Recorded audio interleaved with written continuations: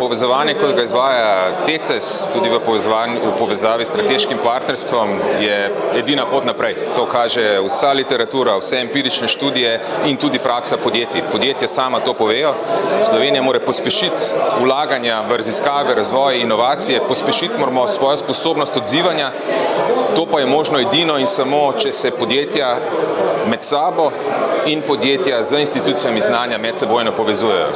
Če se podjetja, kot je Philips in največje multinacionalke, okrog sebe združujejo, srednja, majhna in druga podjetja, če okrog sebe delajo kampuse, da ustanavljajo start-upe, zakaj to delajo? Zato, da pridejo do novih idej, da lansirajo produkte hitrejš na trg in to brzino, ta pogum, če tako rečem, moramo v Sloveniji tudi se nekako nazaj naučiti, to odločnost pridobiti in veliko časa pa nimamo in zaradi tega so dogodki, kot je današnji, še toliko bolj pomembni, še posebej za podjetje samo.